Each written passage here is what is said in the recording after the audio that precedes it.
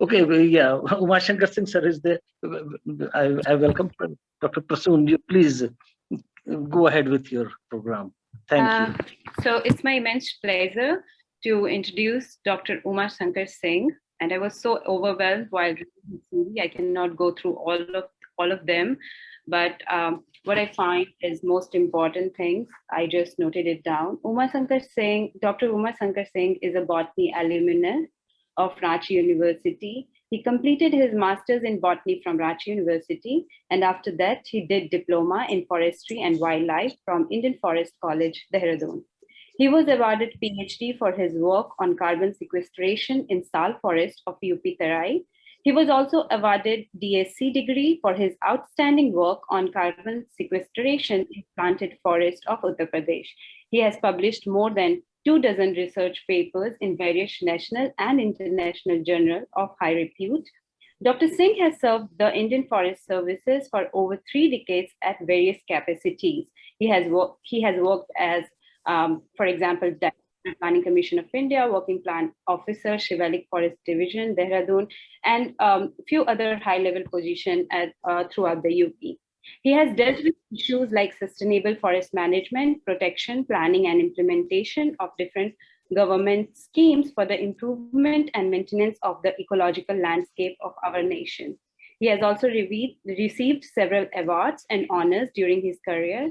Few of them I mentioned here: Mathur Gold Medal in securing highest marks in forest entomology, Director's Medal for securing highest marks in history and Indian culture in Lal Bahadur Shastri Nainital Academy of Administration, Governor's Medal for creating innovation in high-tech nursery, and Kalika Prasad Award in the field of excellence in social service. Currently, he's a director and North India head of a Mumbai-based NGO, Vanashakti, which deals with the climate change. Over to you, sir.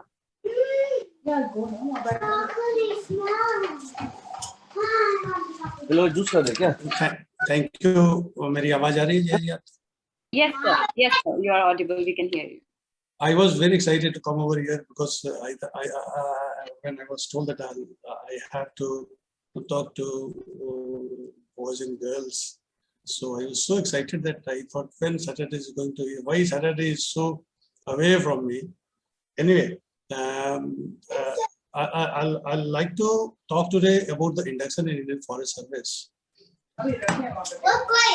And honestly speaking, I was very happy कि अजय जी और जया जी ने ये काम करना शुरू किया है. I would like to begin with my small story. जब मैं MS में पढ़ता था तो पहला आदमी, एक रिक्वेस्ट और करूंगा, अगर कुछ लोग वीडियो पे आ जाए तो ज़्यादा अच्छा रहेगा, जिससे कि उनको मैं देख सकूं, and then I could be able to feel that I'm talking to like Ritesh ji fine. And तो 1980 में रांची यूनिवर्सिटी से एक आदमी IFS बनता है. He was my then I thought I come from a very small humble family. I thought नौकरी थी नहीं मेरे पास, क्या करते, उस समय प्राइवेट सेक्टर भी नहीं था. Then somebody told me कि यार एक रांची का लड़का IFS बन गया है, जाओ उससे मिलो क्या कहता है. His name is Deepak Ghosh. Day before yesterday he died of corona. He was allotted to West Bengal cadre. तो मैंने उनसे बात की. मैं क्यों एक्साइटेड हूँ आज बात करने के लिए, इसका बैकग्राउंड ये. जब मैंने उनसे बात की, मैं MSc कर चुका था, तो मैंने कहा कि सर मुझे आप बता दीजिए कि मुझे IFS बनना है, कैसे बनूं. तो उन्होंने कहा कि तुम्हें एक आदमी बना सकता है. अजय जी जानते होंगे उनको शायद. वो बॉटनी तो तुम्हारा है, पढ़ लोगे. दूसरा पेपर कौन सा लिया है तुमने? तो मैंने कहा जियोलॉजी सोच रहा हूँ. तो डॉक्टर अशोक सिन्हा को पकड़ लो, उनके पैर पकड़ लेना, छोड़ना मत. अगर उन्होंने तुम्हें पढ़ा दिया तो तुम बन जाओ. मैं अशोक सिन्हा सर के पास गया, चरण छुए. कभी पढ़ाया था नहीं उन्होंने, कभी उनको मैंने देखा भी नहीं था. तो मैंने कहा कि सर मैं MSc किया हमने बॉटनी में और IFS देना चाहता हूँ. सर जियोलॉजी आपसे पढ़ना चाहता हूँ. बोला मैं पढ़ाता ही नहीं किसी को. हमने कहा सर मेरे जीवन मरण का प्रश्न आप पढ़ा दें. सर मैंने पढ़ाता ही नहीं हूँ, आप जाओ. मैं चला आया निराश होकर. फिर मैंने एक मेरे कजन ब्रदर थे, जूलॉजी के प्रोफेसर थे वो भी, मैं उनके पास गया, उन्होंने एक चिट्ठी लिखी उनको, डियर एलजी, उनको कभी लोकल गार्जियन रहे होंगे, तो उन्होंने मुझे एक्सेप्ट कर लिया। और आप बिलीव करिए वो दिन मेरे लिए दीपावली का था। सर से मैंने पढ़ाई की और आज टुडे आई एम हियर। तो मैं एक्साइटेड इसलिए था अजय जी कि today I'm just going to talk about the service, the structured service in the country. There are two services. That's what we call All India service, and the other is central service. We have three services that come into All India service. One is IS, the other is IPS, and the third one is Indian Forest Service. Rest all services come into central services, in the bracket of central services. That means Indian Foreign Service, Revenue Service, what service you call. I'm talking about Group A services. और मैं आज सभी बच्चों को इसलिए कह रहा हूं कि आप वीडियो पे आओ, क्योंकि इसके तैयारी के लिए आई एम वेरी हैप्पी कि जो लोग आज 17, 18, 19 साल के होंगे, उनको ये 3-4 साल का उनके लिए एक जेस्टेशन पीरियड है जब वो तैयारी कर सकते हैं। और मैं बताऊंगा कैसे तैयारी करनी और कहां पे उनको हिट करना, क्योंकि मुझे तो रांची में बताने वाला कोई नहीं था। अशोक सर ने तो मुझे जूलॉजी पढ़ा दिया, बॉटनी तो मुझे रमेश पांडे सर ने पढ़ाया, के नाग सर ने पढ़ाया, तो वो तो बॉटनी का मेरा एक एंगल था। लेकिन मुझे कोई स्ट्रैटेजी बताने वाला नहीं था कि ये कैसे होगा। मेरे एक दोस्त ने कहा कि ये examination technique, you can write a book on genome sequencing, लेकिन अगर जीन के ऊपर एक प्रश्न आता है तो you are suppose to write in 30 minutes. वो आपके नॉलेज का टेस्ट नहीं है, आप कितने क्रिस्प हैं, कितने टारगेटेड हैं, वो डिपेंड करता है, वो मार्क्स आपको देता है। तो एग्जामिनेशन इज ए टेक्निक मेरे बच्चों, boys and girls, I tell you, examination is a technique. So, and again, I would like to tell you one more thing about this examination. Any examination conducted for All India services and central services by UPSC is one of the toughest in the country, probably the toughest, and the second toughest in the world. It is not because it gives you a job. It is because it gives you everything you want. The day you get into this service, you have independence of decision. आपके एक decision से you can change the lives of say 100,000. आप जहां पे भी हो, एक district collector अगर है, अगर if he is deciding, if a forest officer is posted into a small district or any district, a big district, and if he decides to work upon the rainwater harvesting, probably this is going to change the future and the fate of the poor farmers, because he has the money and he is the man who can decide on the field. So this service gives you the independence from day one. And this service also gives you the exposure which you want.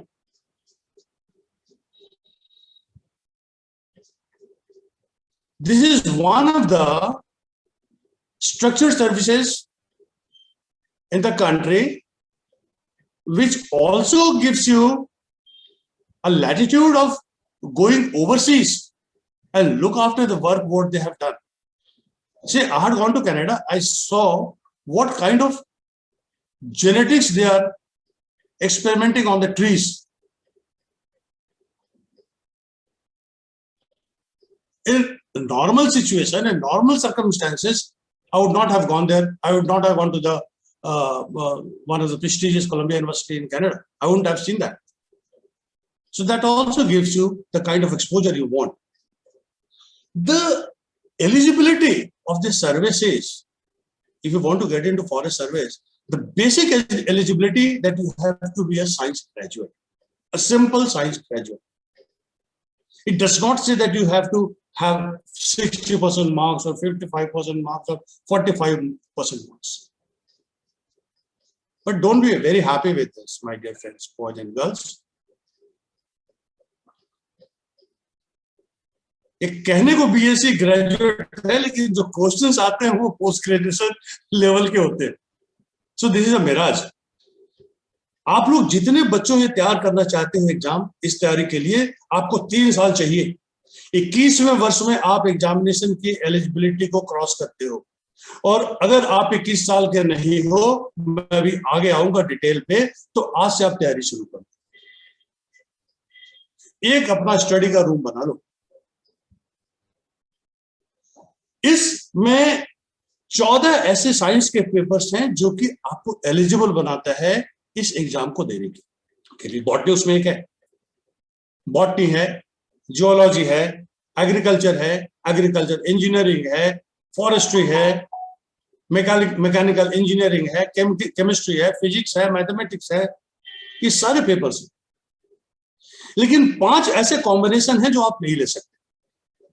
There are 5 set of combinations which you can never opt for this examinations. Like, you cannot have chemistry as well as chemical engineering as 2 papers, 2 optional papers in the main examinations. You cannot have agriculture and forestry. You cannot have any engineering, mechanical engineering and agriculture engineering. You cannot have mathematics and statistics. So, my dear friends, it is very important. If you want to step out, जब आप रांची से बाहर आने की बात करोगे, I suppose most of my audience is from Ranchi. If you want to come out of Ranchi, want to get into the group of people who really intend to do something for the country and for the commonness of the country, तो आपको पढ़ना पड़ेगा. Minimum age 21 साल, maximum age general candidates के लिए 32 years. Those who belong to SC and ST, they have maximum age 37 years. And those who belong to OBC, the maximum age pertains to 35 years. There are 5 stages. After having done, then you are into the service. Those 5 stages, what are those 5 stages? Prelim examination, main examination, then interview, then physical test. It's very tough. It's very tough. You have to run 25 kilometers in 4 hours. So those who are fitness freak, please keep doing it. And then medical. I just would like to forewarn my young boys and girls that if you are a colorblind,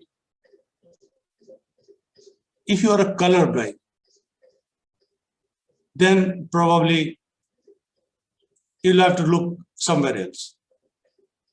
Any colorblind person can never go into police service as well as the forest service. Now, what is the structure of this examination? This examination is well spread into 1 year. And the pattern of the examination is such that once you go unprepared, probably you get into a vicious circle and you spoil your life. I tell you why and how. अगर आप बिना पढ़े हुए जाते हो तो prelims ही करना, qualify करना कठिन हो. लेकिन ये बात अभी हम डिटेल में आएंगे जब हम प्रिलिमिनरी की स्ट्रेटेजी पे बात करें. इसके जो प्रीलिम्स होते हैं, you have to have 2 subjects of 200 marks each. General studies and CSAT. CSAT has been made optional. Optional means you have to just qualify. But general studies, कहने को general studies है, general नहीं है, it is very specific studies. Very specific. आपने जो भी इसमें जो बच्चे पढ़ रहे होंगे वो बड़े ध्यान से देखिएगा, आपको इसमें बहुत पढ़ना पड़ेगा। एक बात और आपको बता दूं, माय बॉयज एंड गर्ल्स, कि it is the foreign service is the toughest amongst all India services. The reason being, only graduates from science, they are qualified to come in, number one. So science students are supposed to have a little edge over the students of humanities,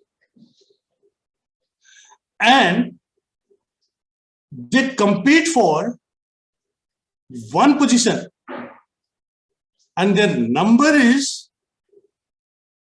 humongous. For one seat, I mean, roughly in a country like India, जब भी आपने paper में पढ़ा होगा कि 100 railways के clerical post के लिए 10 लाख लोगों ने अप्लाई कर दिया।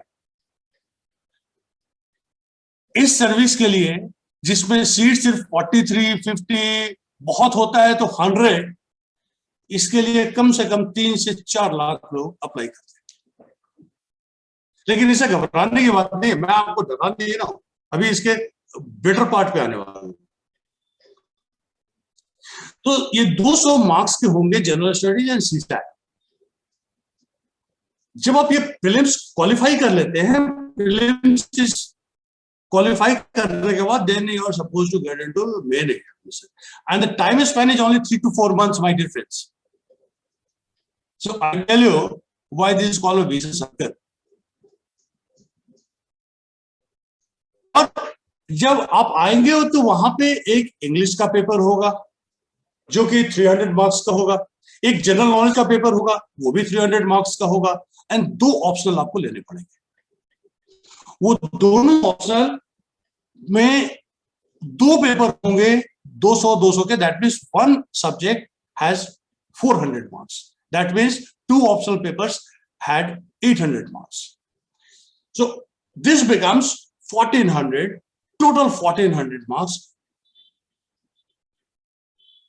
और इंटरव्यू का हो जाता है फिर 300 मार्क्स, दैट मीन्स 1700 मार्क्स पे आपको आना पड़ता है। जब आप ये 1700 मार्क्स में कितना लाते हैं, that determines, that fixes your position in the UPSC, and higher up you are in the ladder, you get the better state. I'm sorry I couldn't tell you the difference in the central service and the all India service.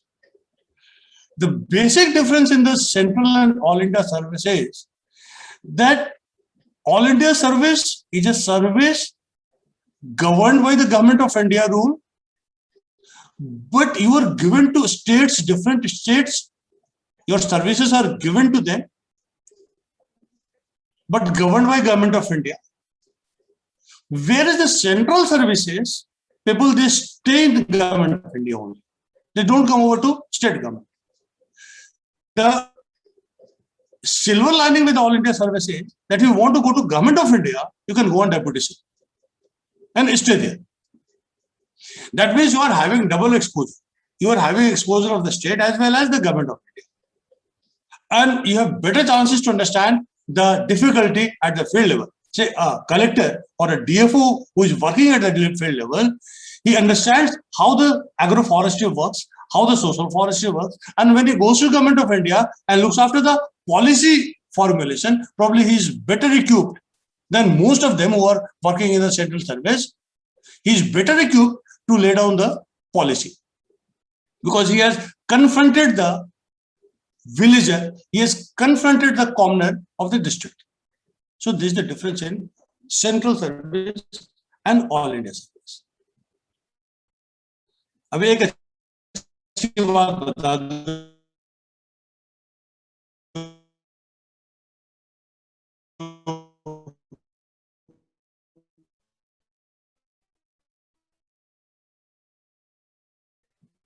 सिमरन जी करने के लिए 51, 52, 53% marks बहुत होते हैं। इसलिए रश्मि जी आपको सोचना पड़ेगा कि हम लोगों को एम करना है 55% मार्क्स के लिए। If you come down to 52, 50%, even 50%, you are higher up in the ladder and probably get a cadre of your choice. The toughest examination is the preliminary examination, preliminary test. Prelims में क्या होता है कि now the Indian Forest Service officers as well as all aspirants of the All India services and central services, they are put together into one cartel. And जो top के होते हैं, top के जो लोग होते हैं वो इंडियन फॉरेस्ट सर्विस के एग्जामिनेशन के लिए क्वालिफाई करते हैं। अब टॉप के कौन लोग होंगे? मान लीजिए कि 100 वैकेंसी है इंडियन फॉरेस्ट सर्विस में, तो इसका रफली 15 times more qualify for main examination. तो 15 into 100, that means 1500, right? No, 15,000. And ये 15,000 लोग जाएंगे मेन एग्जामिनेशन के लिए। सबसे ज्यादा जो जरूरत होती है प्रीलिम्स में, उसमें क्या है कि आप देना चाहते हैं कि नहीं देना चाहते, पहले तो ये डिसाइड करो whether you want to go in for this examination or not. Second, what should be the target score? The third is, what are the target segments of the examination? And the fourth is the source of the book. And fifth is schedule of reading, study. सबसे पहले आते हैं whether you want to go in for this examination or not. Everybody would like to say that I'm writing UPSC examination. UPSC examination has become a symbol in the country.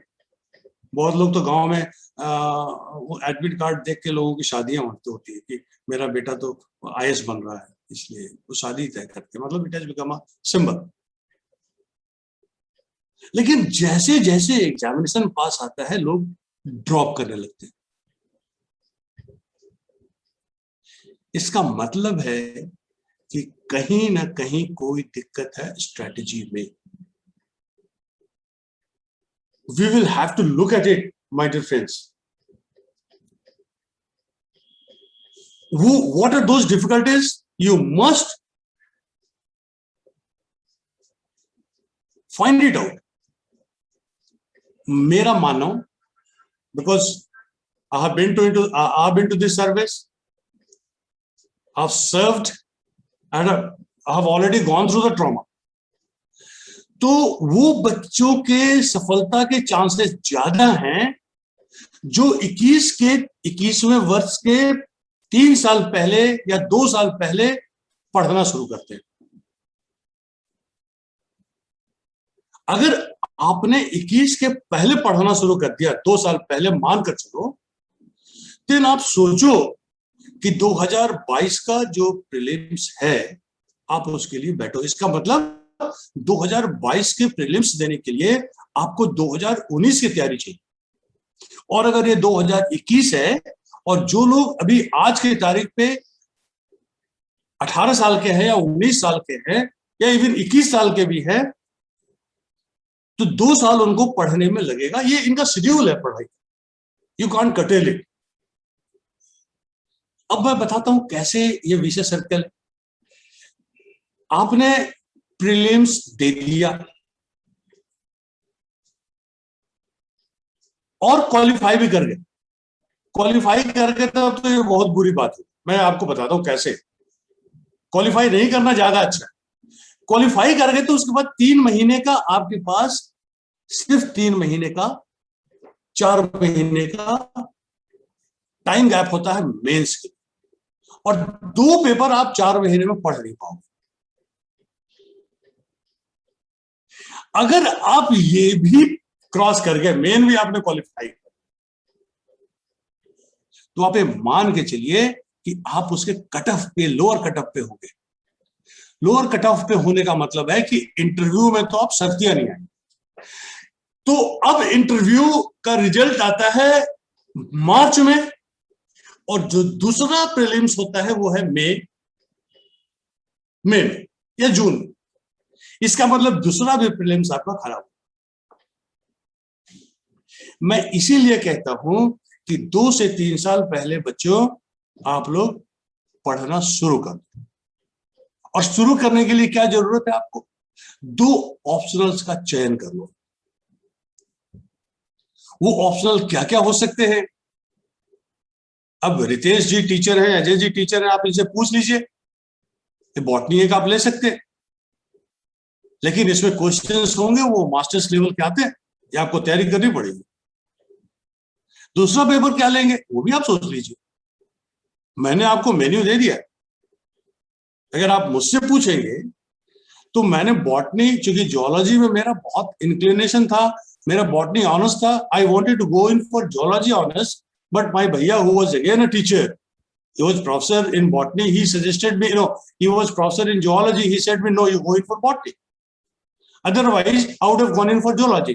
So zoology was my inclination, so I decided to pick up these 2 papers, 2 subjects. Otherwise, in today's scenario, I would have taken agriculture and botany, agriculture and forestry, because they are related subjects. They are readable. They take much lesser time than your geology takes. So, my dear Subham, if I don't know if you are BSc, you are in BSc or past BSc. If you decide to go in for Indian Forest Service, decide your option right away. और अपने गुरु को पकड़ लो। वो रितेश जी भी हो सकते हैं, अजय जी भी हो सकते हैं, दोनों हो सकते हैं। दूसरे सब्जेक्ट्स के लिए भी आप गुरु अभी से ढूंढ लो, and he could be any. तो ये आपको लेना पड़ेगा, डिसाइड करना पड़ेगा। जब आप ये डिसाइड कर लेते हैं तो प्रीलिम्स में बहुत सारे सब्जेक्ट्स हैं। अभी मैं उन सब्जेक्ट्स पे आऊंगा। तब आपको कितना टारगेट स्कोर करना चाहिए प्रीलिम्स को क्वालिफाई करने के लिए, because I told you this is one of the toughest examination. And Rashmi, there is no cut off as such. Cut off कुछ भी नहीं होता, ये भ्रामक चीज है। मान लीजिए कि if you belong to a general category student, और जनरल उस दिन आईएएस में 1000 सीट है, तो 50% वो जनरल के लिए होगा, जनरल के बाकी सबों के लिए होगा। तो जो 500 बच्चे जहां पे जितना स्कोर करेंगे और 500वां जो सबसे अंतिम व्यक्ति होगा वही आपका कट ऑफ होगा। सो यू कैन नॉट से कि I intend to score this much of marks and I'm very safe. You can't call it that you are safe.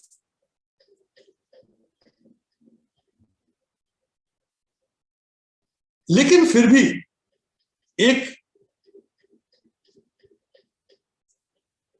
I've worked out with different subjects. I've worked out कि अगर general students, the students belonging to the general caste, if he scores somewhere around 125 marks in prelims, he is through. If a student from scheduled caste, if he scores somewhere around 95, 98, say 100, in between 95 and 100, you can call him or her through. ST, if he scores somewhere around 90 or 95, he is almost through.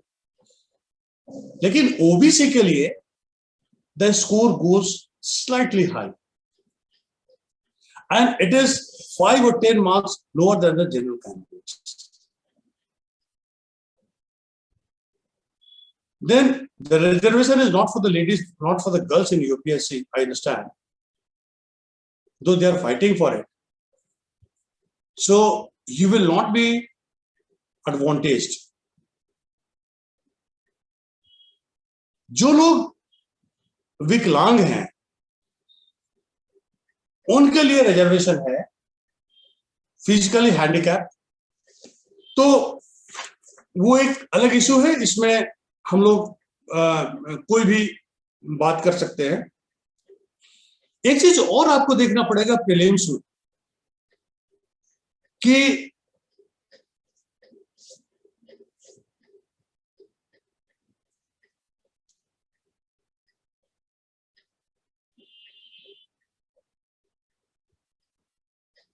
रफली 100 questions होते हैं general studies में, और total उनका जो marks होता है वो, उस पर भी मैं आऊंगा। जो अगर आपको यहां पे ये तय करना पड़ेगा कि हम किस में कितना क्वेश्चन सॉल्व करें।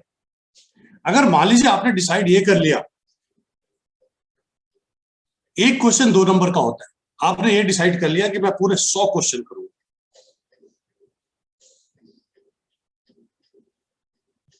तो आपको तो बहुत जल्दी पढ़ना पड़ेगा, रीडिंग हैबिट भी होनी चाहिए, बहुत फास्ट अंडरस्टैंडिंग भी होनी चाहिए, बहुत फास्ट, और करना भी चाहिए। तो एक क्वेश्चन के लिए रफली 1.23 मिनट्स के आसपास आपको समय मिलता है। एक दूसरा स्ट्रेटेजी ये भी हो सकता है कि नहीं, मैं सिर्फ 80 क्वेश्चन करूंगा, तो आपको 77 सेकेंड एक क्वेश्चन के लिए मिलता है, क्योंकि आपको क्वालिफाई करने के लिए 112 नंबर लाने हैं। तो अगर आपने 56 क्वेश्चन ठीक कर दिया, आपने 60 क्वेश्चन ठीक कर दिया, तो 120 के ब्रैकेट में आप होते। और अगर आप 80 क्वेश्चन आपको, लेकिन 80 क्वेश्चन करना बहुत कठिन। अगर कोई स्टूडेंट ये कहता है कि मैंने 56 ठीक कर दिए, मैंने 60 ठीक कर दिए, तो आप मान के चलिए द जेंटलमैन इज इधर lying. Maximum, I tell you what happens after having seen UPSC examination for long, only 5% or 5 to 7% students go up to 40 questions only, who they call that they have done it rightly and most correctly. So आपको एक तय करना पड़ेगा। तो सबसे पहले जो प्रधानमंत्री जी कह रहे थे कि सबसे डिफिकल्ट क्वेश्चन पहले करो, this strategy will not work here. सबसे आसान क्वेश्चन पहले आप करो, because what happens that if you sure for those questions, you do it fast. What happens? By this action, you are saving time because you are running against time. 2 घंटे का examination है। अब जब आपने सारे वैसे क्वेश्चंस को देख लिए कि ये क्वेश्चंस एकदम बिल्कुल श्योर हो कि इसमें सही ही है, उसके बाद डिफिकल्ट क्वेश्चंस पे आओ। अब डिफिकल्ट क्वेश्चंस पे आना एक बड़ा कठिन क्वेश्चन है माय डियर।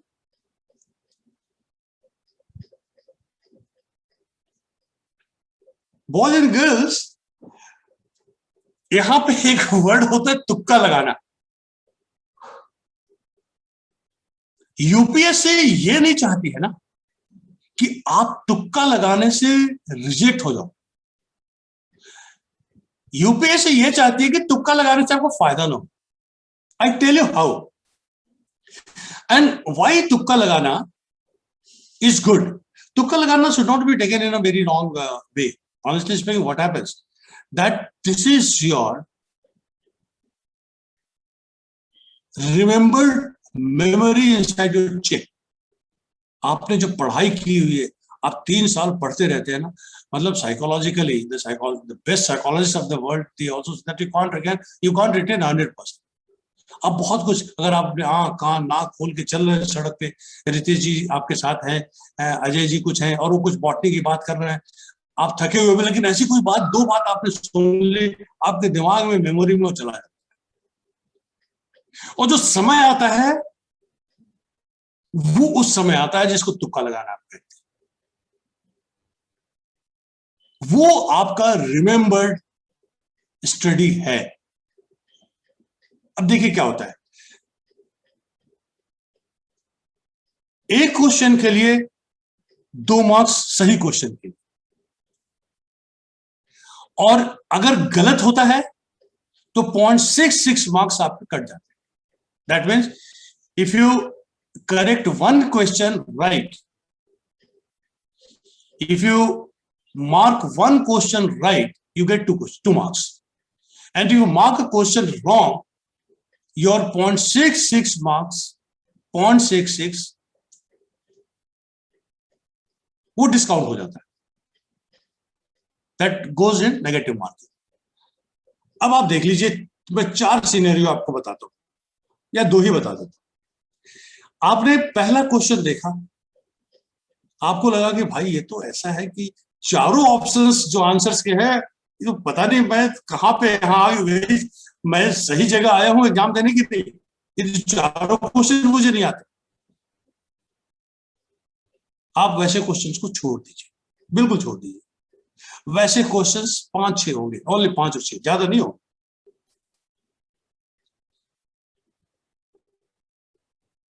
उसके बाद आप वैसे क्वेश्चंस को लीजिए जिसमें कि 3 ऑप्शंस तो आपको लगता है कि इसमें आंसर हो सकता है, लेकिन जो पहला है या कोई एक ऑप्शन वो आंसर तो होगा ही। तो लॉ ऑफ प्रोबेबिलिटी ये कहता है कि अगर चारों आपको नहीं आ रहा है तो उसमें से एक क्वेश्चन आप सही करेंगे ही। तो इसका मतलब यह होगा कि अगर आपने वैसे 4 क्वेश्चंस कर लिए तो 8 मार्क्स आपको मिले, और 0.6 into 4 अगर आपने गलत कर दिया, 4 गलत हो गया, तो करीब 2-3 नंबर कम है, फिर भी आप you are gaining by 5 marks, 4.3 और 4.7 मार्क्स। तो तुक्का लगाने में कोई गड़बड़ी नहीं है। ऐसा ऑप्शन भी हो सकता है कि 4 ऑप्शंस में 2 आपको आता है और 2 आपको लगता है कि आंसर नहीं होगा। ऐसे क्वेश्चंस आपके लिए बहुत अच्छे हैं। मतलब लॉ ऑफ प्रोबेबिलिटी के हिसाब से आपके अगर 8-12 क्वेश्चंस हैं तो 12 में 6 आपका सही होगा, 6 आपका गलत होगा। 6 अगर सही है तो 12 नंबर मिल रहे हैं, और 6 अगर जो गलत हो गए तो अगर आप उसको 4 नंबर कटेंगे तो 12 - 4 करीब 8 नंबर का आपके पास फायदा होगा। तो आप क्वेश्चन छोड़कर मत आइए, क्योंकि आपके पास जो मार्क्स है वो मार्क्स आपको 112 से 120 के बीच में लाना है अगर आप जनरल कैंडिडेट हो। और अगर आपके पास 10 एक्स्ट्रा मार्क्स मिल जाते हैं उसमें, then you are for sure that you are going to get it. This should be the strategy for the prelim examination.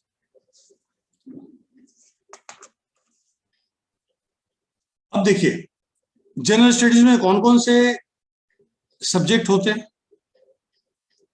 When you are writing for general studies, current affairs एक होता है जिसमें कि 30 marks होते हैं। Environment and ecology होता है जिसमें कि 15 क्वेश्चंस होते हैं, sorry number of questions 30 questions होते हैं करंट अफेयर में, और इसमें 15 क्वेश्चंस होते हैं एनवायरमेंट एंड इकोलॉजी में।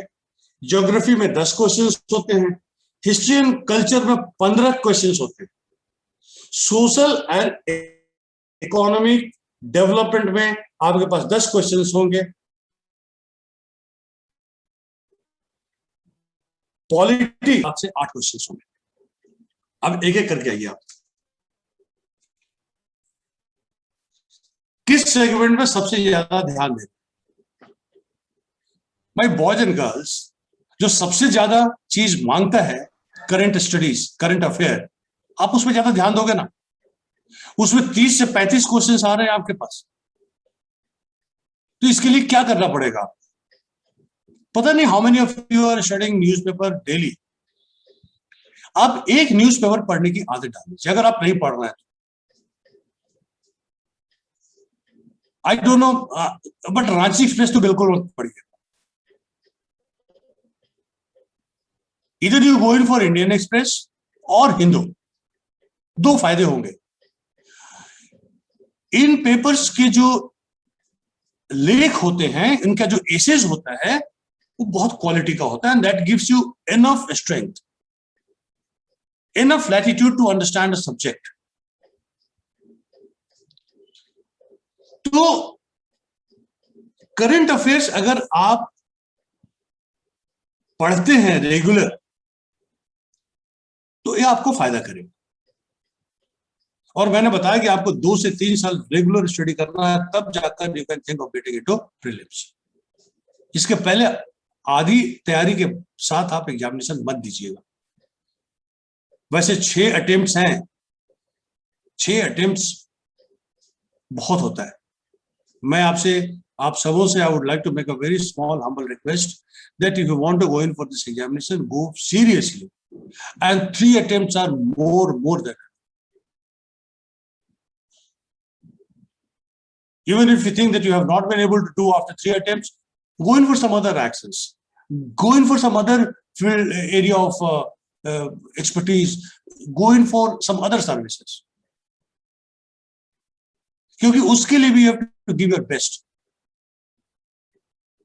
3 attempts बहुत होते हैं, and मैं अभी आपको बता दूं, any student who is serious, worth his salt, if he studies, अभी मैं आऊंगा कितना पढ़ना है आपको, तो 3 अटेम्प्ट्स में 99.9% बच्चे निकाल लेंगे। मैं यहाँ पे एक और बात बता दूं, आपकी जहां ट्रेनिंग होती है इंडियन फॉरेस्ट सर्विस की, probably the best in the country and probably the best in the world. आपने probably, I don't know how many of you would have gone to Dehradun. If you would have gone to Dehradun, please visit FRI or ICFRI. The second largest official complex after White House. 1100 एकड़ का बना हुआ होगा, या more than 1100 acres, sorry. The best facility. During training, you are also subjected to go to one of the countries overseas. जो हमारे समय में ऐसा नहीं था, हमारे समय में we never used to go abroad for training. But nowadays, the government of India is sending you for 1 month, and you are supposed to have exposure of the foreign country. Any country you like to, I mean, any country they decide to go for. So if you decide to go in for Sweden, a lovely country for forestry. If the government of India decides to send you to Norway, you go and learn there. For 1 month, you are subjected. You are attached to Indian Military Academy for the army exercises. वहां पे weapon training, horse riding, swimming, सभी कुछ आपको सिखाते हैं। Then for आपके साथ आपको विलेज अटैचमेंट होगा, देन आपके पास भारत दर्शन होगा, the best facility in the hostel. Hostel जैसे भी आप रहते हैं, वो हॉस्टल का कॉन्सेप्ट ही नहीं है वहां पे। Everything given in the hostel room, you are treated like a king for 2 years। तो आपके पास कुछ मोटिवेशन का होना चाहिए। और मैं तो कहता हूं कि जो लड़के गरीब हैं, उनके लिए और ज्यादा मोटिवेशन होता है। जैसे मैं था, मेरे पास खाने को कुछ भी नहीं था, coming from a very humble family, मेरे लिए यही मोटिवेशन था कि I should get into this और any structure service. I had no options, so मेरे लिए वो मोटिवेशन काम करता। तो आपके लिए भी कोई ना कोई एक मोटिवेशन होना चाहिए। तो जब आप ये करंट में आप कर लेंगे, जो कि आप कर सकते हैं, तब उसके बाद दूसरा सब्जेक्ट आता है environment, ecology, geography, history, culture. इन सबों के लिए I would like to suggest you one more thing. If you haven't bought the book by NCERT, if you haven't done it, do it right away. आप इसकी किताब खरीद लीजिए, +12 की, +10th और 12th जो भी लेना हो ले लीजिए, एंड इसको आप पढ़ना शुरू करिए. पढ़िए, नोट्स बनाइए, पढ़िए, नोट्स बनाइए.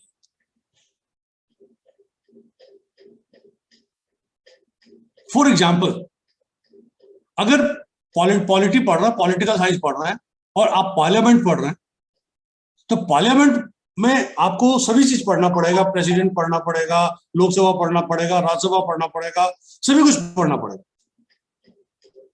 और आप उसमें नोट बनाते जाइए. और उसमें वो नोट ऐसा लेंदी नोट मत बनाइएगा कि बहुत लंबा हो गया. उसमें सारे इंपॉर्टेंट पॉइंट्स आप ले लीजिए.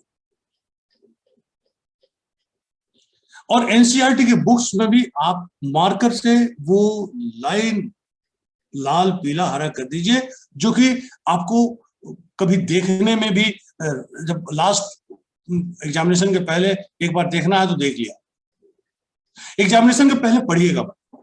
Stop reading at least 3 days before the examination commences. अभी मैं शेड्यूल पे आऊंगा उसमें.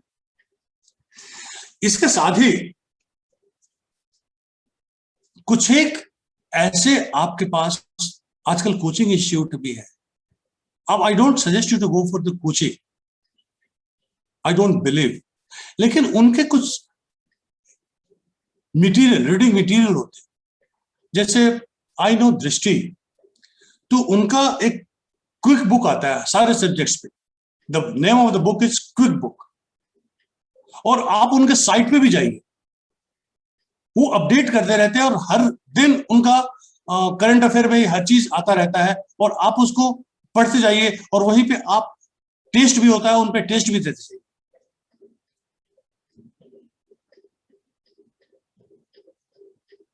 और जो उनका रीडिंग मटेरियल क्विक बुक मिलेगा, आप उससे बहुत ज्यादा समझ सकते हैं. आपके पास एनसीईआरटी है, आप पढ़ रहे हैं, नोट्स बना रहे हैं. अब मैं आता हूं, the second last is a schedule of reading.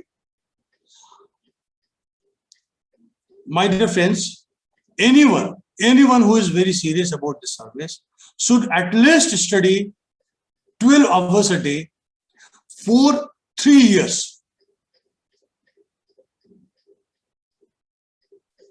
You will not be able to do without putting up or putting in 12 hours of study in a day, जिसमें कि रिवीजन का जो स्लॉट होगा आपका 2 घंटे का डेली का होगा. उस रिवीजन में आपका ऑप्शनल भी होगा, प्रीलिम्स भी का, जो जैसे आपने हिस्ट्री पढ़ लिया. अब हिस्ट्री में आपको देखना पड़ेगा, बहुत समय, बहुत आप देखें most of the time history में नॉर्मली क्या होता है कि मेडाइवल हिस्ट्री से क्वेश्चन बहुत कम पूछते हैं. You have to concentrate on ancient history, culture and modern history related to independence movement. तो जब आप पढ़ना शुरू करिएगा तो इसमें आपको दिखाई पड़ेगा.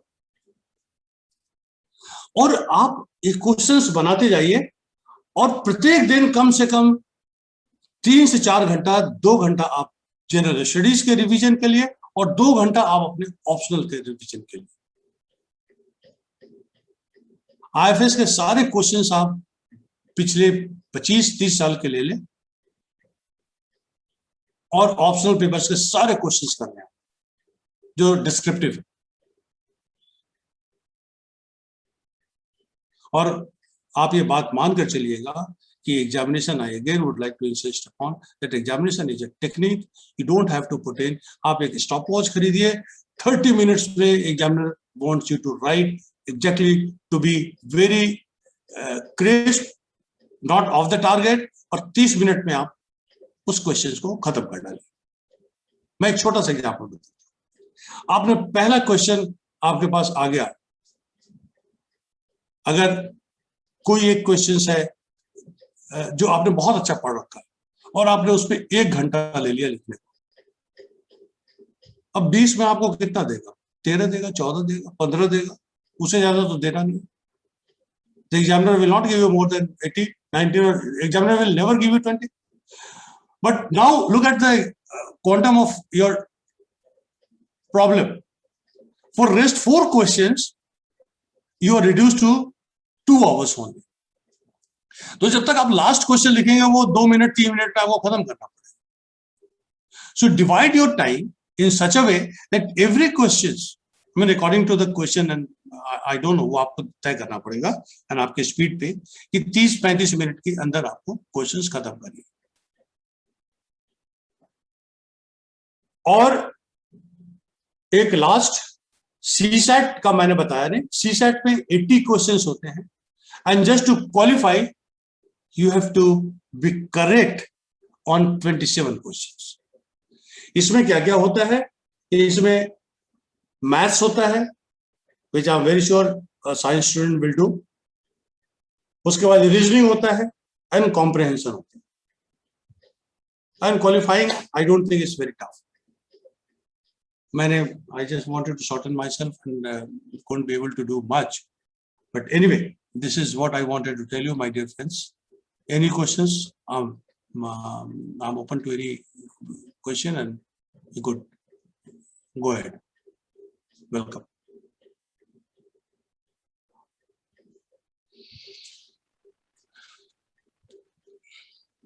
बहुत कॉम्प्रिहेंसिव तरीके से आपने बताया है सर. Thank you sir. हम तो आपसे बहुत कुछ सीखते हैं भाई, हम तो आपसे बहुत कुछ सीखते हैं. गुरु गोविंद दोनों खड़े कागो लागू पाऊं. मैं सच कहता हूँ कि आज अगर के गुरु है सर. नहीं, आप लोगों से, जया से मैंने बहुत कुछ सीखा. She is perfectionist. बहुत इंफॉर्मेटिव सेशन है सर. मैं तो कॉन्स्टेंटली मुझे लग रहा था कि काश मैं 10 साल पीछे चली जाती और मैं BSc में जाती and I will start doing all the preparation. Thank you. It's a compliment. I'm flattered. I'm flattered. That's very informative. अब बच्चों आप लोग सवाल पूछो. I'll be very very happy if I could be able to answer it. मैं चला गया आज से 30 साल पहले सिविल सर्विसेज मेन एग्जाम में. मैंने बॉटनी और एग्रीकल्चर रखा था. और सर मैं बताऊं आपको, मतलब मैं कॉलेज ज्वाइन कर लिया था तो मैं अधिक टाइम नहीं दे पाया. MSc के तुरंत बाद ज्वाइन कर लिया था. तो तैयारी में स्पेशलाइज तैयारी नहीं कर पाया था. लेकिन एग्रीकल्चर में मुझे हर बार बेहतर नंबर आता था बॉटनी से. या in general interest to the student कि agriculture is a very good subject along with botany, क्योंकि प्लांट पैथोलॉजी वही है, साइटोजेनेटिक्स वही है. मैंने आपसे बात नहीं की थी, लेकिन मैंने कहा ना कि अगर आज मुझे भी आज बहुत पढ़ने की इच्छा होती है कि काश मुझे भी एक मौका और मिलता, मैं भी अपने 20s में चला आता फिर देता, तो मैं शायद बॉटनी और एग्रीकल्चर ही आप रखते. लेकिन सर आप ऑलरेडी 20s में ही हैं. अरे जो जज्बा है ना लोगों के बीच में इंटरेक्ट करने का, इसको आप एकदम अक्षुण्ण रखिए सर. तो मैं तो आपसे सीख रहा हूँ. मैं आपसे, रितेश जी से, जया से, मुझे लगा कि आप लोगों से मैं बहुत कुछ सीखता हूँ. और सीखने के लिए मैं सच कहता हूँ कि आप लोग मेरे गुरु हैं. बहुत कुछ सीखता हूँ आपसे. अजय जी आपसे तो मैंने वो चीज सीखे है कि मैं क्या बताऊँ, मैंने अपने डिपार्टमेंट को कहा सर एक कमबख्तों देख लो, कॉन्डोलेंस करने के लिए एक गूगल पे आ जाओ या वेबिनार पे, हमारे इतने लोगों की डेथ हुई है. अब लोगों ने शुरू कर दिया. मैं सही कहता, मैंने लिखा भी था. मतलब हाँ, यदि समाज के किसी भी काम में किसी को भी संवेदना में शरीक होने या किसी भी चीज, खुशी में दुख में अगर हम साथ हो जाते हैं तो उसके लिए कोई अभी कोरोना में क्या हुआ कि जब लेबर का डिस्प्लेसमेंट हो रहा था ना, तो मेरी वाइफ नाराज हो जाती है कि आपको कोविड हो जाएगा. मैंने बैंक से कुछ पैसे निकाले और राशन खरीदा. उसमें सबों के लिए 1000 रुपए रखे, चावल रखा, साबुन रखा, कुछ रखा, गाड़ी पे लादा. और हमारे यहाँ वो एक सड़क आती है जो कि फैजाबाद को जाती है, फैजाबाद, बस्ती, गोरखपुर, वो पूर्वांचल वाले जो लेबर के जो, तो मैंने गाड़ी लगा दी और जो लेबर आ रहे थे मैं सबको एक पैकेट पकड़ा रहा था। उस समय तक तो मुझे कतई नहीं लग रहा था कि कोविड हो जाएगा, लेकिन फिर कोविड हो ही गया मुझे। फिर मुझे कोविड हुआ, सभी मेरे वाइफ को हुआ, मेरे बच्चों को भी हुआ। लेकिन मुझे जैसे आपको अच्छा लगता है, मुझे भी ये काम करने में अच्छा लगता है। यस, बच्चों कोई प्रश्न पूछना तो पूछ लीजिए, नहीं तो फाइन। सर एक क्वेश्चन मैं पूछती हूँ, पता नहीं। अरे जया जी, आप तो start after me. So sir, जब एक आपने बहुत अच्छी बात बताई कि हमें एनसीईआरटी की 12th और 10th की बुक्स फॉर बेसिक कॉन्सेप्ट्स पढ़नी चाहिए during the course of preparation. But apart from this, like अगर मैं याद करती हूँ, when I was in ISC and BSc, there was a lot of confusion in the market because बहुत सारे books available हैं और हमें पता नहीं होता कि actually कौन सी book हमें पढ़नी चाहिए start के लिए। तो आप कौन सी standard book apart from those NCERT books recommend करते हैं, like national author, international author, जिससे कि preparation में बिल्कुल इजी हो? मैं बताऊंगा आपको।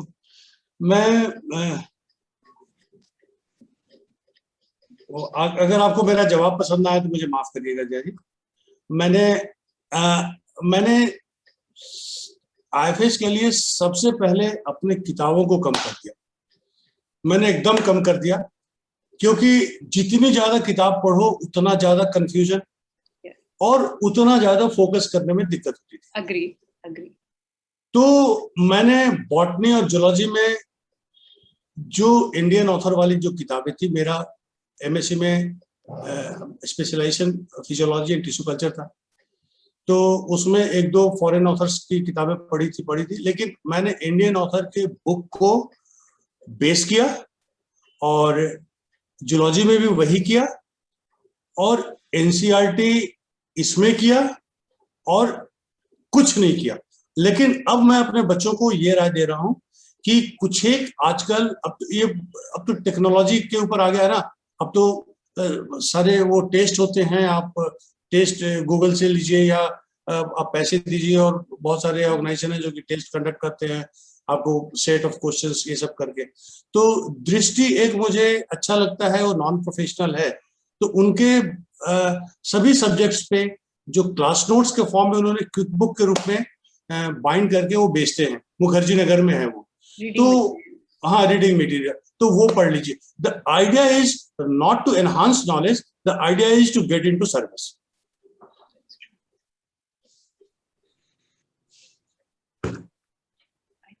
We have some questions in the chat. लेकिन बच्चे नहीं पूछ रहे, इस पे मुझे आश्चर्य हो रहा है। There is a question in the chat.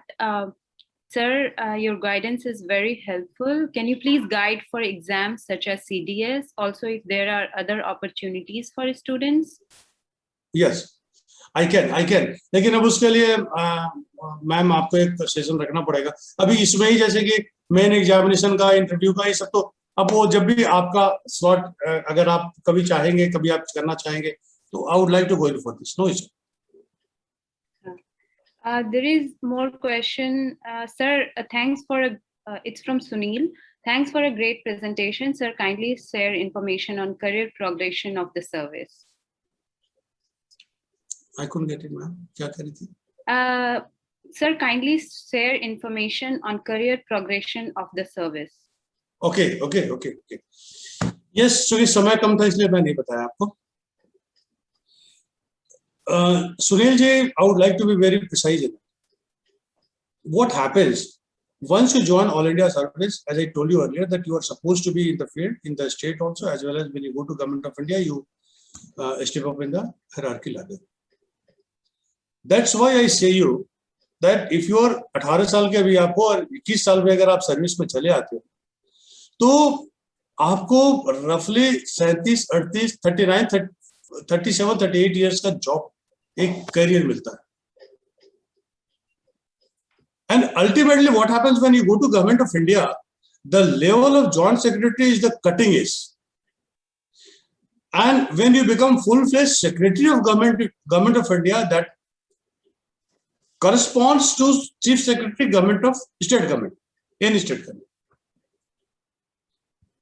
You'll be very happy to know that when I was in Government of India, I was director. What happened that these IS people, they never let you go up in the hierarchy ladder. They block you in some way or other. They block not only forest service, they block police service also. They don't like anyone going up horizontally and taking up any issue, any job in the horizontal ministries. They will not let you go to Ministry of Home Affairs. They will not like you to go to the Cabinet Secretariat, to the Cabinet Secretariat. They will not like you to go to the Ministry of External Affairs, because they think that they are born to rule. They are born to go to any ministry they like. They also think they belong to this castle, but there is no castle in the world which has not been broken. Today, the Indian Forest Service officers are occupying at 38 places, which is at the level of Additional Secretary Government of India. And if I recall correctly, there are 2 officers who are occupying Secretary Government of India. So by the time you people go up, you will be given free opportunity to be Secretary Government of India. And Secretary Government of India gives you fairly good exposure in terms of service, in terms of different affairs of the world. Thank you.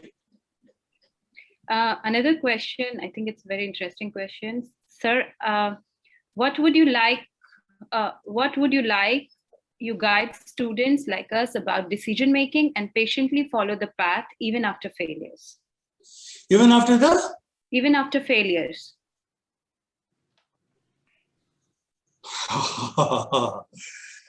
मैं तो आपको अभी कह दूं, ये सवाल किसने पूछा है? Simran Gupta. Oh, Simran, please come on live. Where are you, Simran? You were taking notes. Simran, मैं आपको बता दूं, अगर आप फेलियर से तो कतई मत डरना.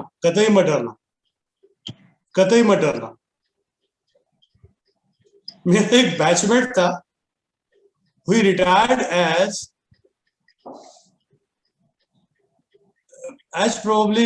Additional Chief Secretary Government of Bihar. उसकी शादी हुई, उसकी wife she came into income tax 6 years before him. और हमारे समय में क्या हुआ था कि 8 अटेम्प्ट्स वो कोठारी कमीशन आया था. कोठारी कमीशन के बाद वो कुछ अटेम्प्ट्स के नंबर्स बढ़ा दिए गए थे, तो उसको 8वें बार में आया और उसकी वाइफ पहले आ गई. मतलब अपने वाइफ से वो 6 साल जूनियर था सर्विस में. और ऐसा हुआ कि उसकी वाइफ गवर्नमेंट ऑफ इंडिया में दोनों थे, and we used to stay in one block Pragati Vihar hostel. उसकी वाइफ उसकी बॉस भी थी. तो वो लड़का लगा रहा, very good friend of mine. वो लड़का लगा रहा और 8वीं बार आया. he probably got 8th position in the country. Probably 6th or 8th position in the country. And since he was from Bihar, he got Bihar. So don't worry about the failure. Failure किसका होगा? आप ही का तो होगा जब आप गिरोगे. And every failure gives you some lesson. Failure कुछ होता ही नहीं. You earn some experience. Failure कुछ है ही नहीं. मतलब सर उनकी वाइफ बाहर भी बॉस हो गई. हाँ, बाहर भी और घर में भी बॉस हो गई. त्रिपुरारी शरण उसका नाम था, नाम है भी, अब तो रिटायर हो गया. वो पूना फिल्म इंस्टीट्यूट का डायरेक्टर भी रहा था कुछ समय तक. तो उसकी वाइफ उसके घर में बॉस थी, बाहर भी बॉस थी. वाइफ से अजय भाई बॉस रहती है. जूनियर होके भी बॉस ही होती है. बॉस होती है. Another question from Sneha Bharti. Good evening, sir. My question is that please guide us how to make history notes of NCERT books. Thank you. अरे ये तो बहुत अच्छा है स्नेहा. इस पे ऐसा करो. I like to tell you one thing. Suppose you are studying a Rajput policy of Akbar, or else you are studying the Deccan Deccan war of Aurangzeb. आप ऐसा करो, गूगल पे जाओ, उस समय के सारे मैप्स को डाउनलोड करो, उस समय के मैप्स को, और आज के मैप्स को रखो, और उसको आप सुपर इम्पोज करो, पढ़ते जाओ और सुपर इम्पोज करो। You'll be able to find out, you will be able to chart out how Aurangzeb went to, how he went to Deccan, how he went to South, number one. उसके बाद अगर आप उसके army को compare करो कि कितना उस समय घुड़सवार थे, कितने हाथी सवार थे, कितने पैदल थे, आर्मरी क्या थी, उसके नॉर्मली क्या मुगल्स आकर इंडिया के राजाओं को मारा, इसलिए मारा क्योंकि उनका वेपनरी इनसे ज्यादा अच्छा था। They were coming from Afghanistan and then Samarkand, Russia से वो लोग आ रहे थे, वहां पे आर्मरी डेवलप किया। तो आप उनको एक एक ऐसे नोट बनाते चले जाओ, देखिएगा कि बातों बातों में आपने औरंगजेब को फिनिश कर लिया, आपने अकबर को खत्म कर लिया। अब आप चले जाइए एंशिएंट में, अगर आप एंशिएंट ऑफ 4 BC में जाते हैं, बुद्धा को पढ़ना शुरू करते हैं, आप पढ़ते पढ़ते मालूम हो गया अरे भाई यहाँ तो आयरन का सबसे पहले यूज हुआ। तो 4 से 6 BC के बीच में आपको मालूम होगा कि आयरन भी निकल गया। तो आयरन मिला तो फिर मालूम होगा कि बुद्धा ने क्यों अहिंसा की होगी, तो पता चलेगा कि भाई उस समय तो एग्रीकल्चर इवॉल्व कर रहा था, तो बैलों से, गायों से वो एग्रीकल्चर का बड़ा मेजर पार्ट था। फिर क्या हुआ था कि गायों को, बैलों को काटने लग गए थे लोग, खाने लग गए थे, तो बुद्धा वो जो रेबेल, उन्होंने कहा कि भाई इसको बंद करना है। तो आप जब पढ़ोगे तो धीरे धीरे मालूम होगा, फिर वो कैसे 4 से 2, 3, 1 BC पे आ गए। ऐसे ऐसे आप पढ़ोगे तो वो मालूम होता चला जाएगा, और मैप पे आप सब कुछ नोट करते चले जाइए, और आप सब कागज पे एक कॉपी बना लीजिए हिस्ट्री का, एंशिएंट का, सब क्लियर हो जाएगा। Yes Sneha, any more question? No, sir. Thank you, sir. Welcome. Question from Divyanshi. Can you please guide for exams such as CDS? Also, if there are other opportunities for students? I think you already answered this question. Yes, yes. वो तो I can tell about it, but that requires time. Okay. So, is there any more question from anyone? Is there any more question? Jirai, good evening, sir. There was a change in pattern. Now we have to choose only one optional subject. No, I'm talking about Indian Forest Service. Still, you have 2 subjects. In civil service, you have 1.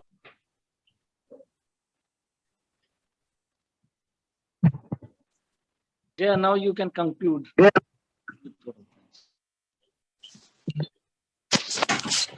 जय जी unmute कर लीजिए। जय जी, हाँ।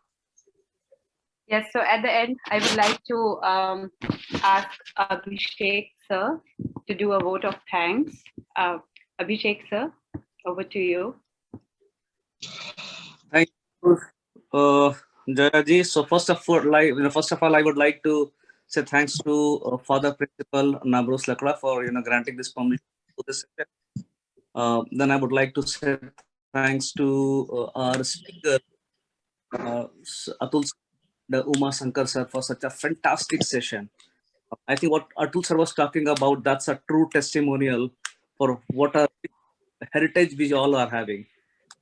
Forefathers who are here for last 5,000, 10,000 years, they have seen the world, they have seen all the part of the life, and what they have come up is such a fantastic, ambrosia of knowledge which we all can use and adapt that.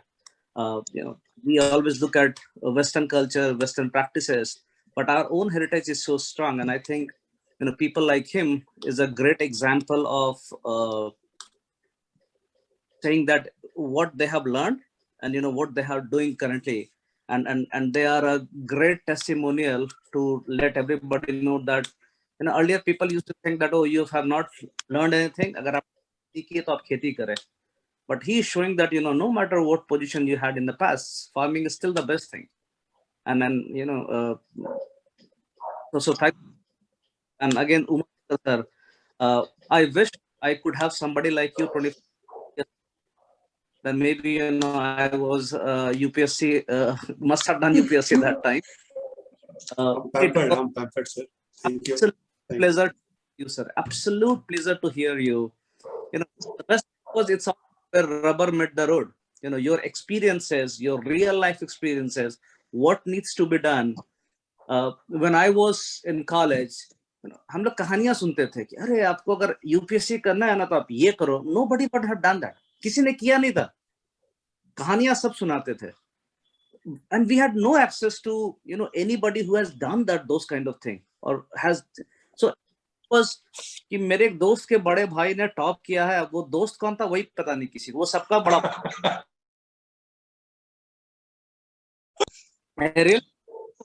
This wonderful, Abhishek ji. Wonderful. Very nice expression. Well said. Thank you, sir. Everybody in this call, who are in college, this is your chance to flourish. This is your chance to step up and ask questions. There is no question which is stupid. There is no question which is small. It's only the answers which are either stupid or small. All the questions are good. So step up, ask questions. And you guys are fortunate. You guys are fortunate that you are getting this kind of platform where suppose you can go and talk. So thanks a lot, sir. And lighter note, wife is always boss, whether it's in office or home. What is said that always learn from other experience and mistakes, because your life may be short for that, but never learn it from your wife's mistakes.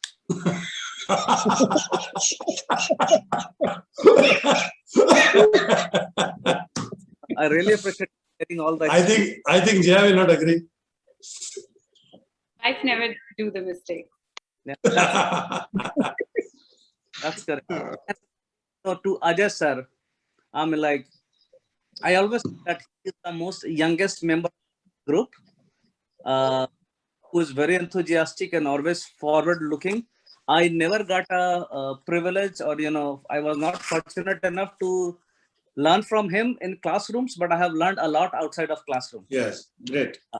I know him for a couple of years, not more than that, but he has been very affectionate, somebody whom I look upon all the time. And these kids are lucky to have you, to see you in flesh and body there and interact with you, sir. I mean, like, you are an example of those teachers who are bridging the gap between education, experience, and the students. When I was growing up, I never got a chance. There were a couple of teachers who were very close to us, but I think you are doing fantastic job. Fantastic job. There are opportunities around. There are people around who can help their alma mater. People like so many people around, and I think you are giving that opportunity to everybody. To somebody like from such a prestigious college, to the current students. So I'll just say, sir, you are doing fantastic job, and Uma Shankar sir has been a chief conservative officer. So I'll ask his advice how to conserve Ajay sir for next 100 years. Yes, it's a wonderful. मैं तो ये कहूँगा अजय भाई कि आप जैसे लोग बिरले होते हैं, और आप में जो कमिटमेंट है वो एक अलग चीज है. Keep that fire intact in your belly.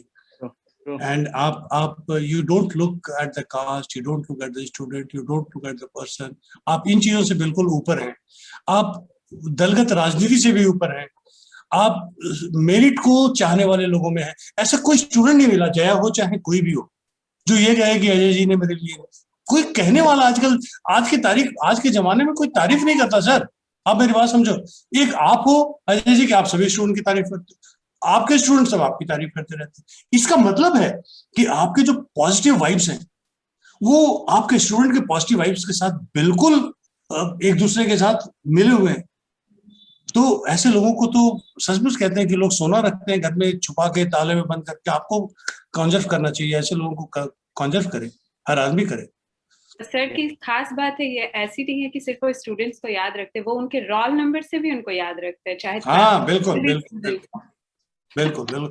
अब जब मुझे याद रखने लगे, मेरे जैसा एक एवरेज, मैं अपने आप को एवरेज कहता हूँ, और ये अक्सर मुझे फोन करते हैं, मुझे बुला लेते हैं, तो मुझे बहुत अच्छा लगता है. मुझे इनके साथ जुड़ना बड़ा अच्छा लगता है. I think the best quality with Ajay sir is that he knows whom to tap, when to tap. That's the biggest quality. Yes, sir. Yes. I think India a couple of years back, he made a point to stop by. He met me, he met my kids, my family. He called me to college to deliver. I'm like, he knows how to connect and how to preserve that. So that's the biggest quality, sir. I'm like, I'm so thankful that I. Yes, sir. Yes. तो आपने आधी सफल कर दी है. One sentence I will say for Ayaz sir.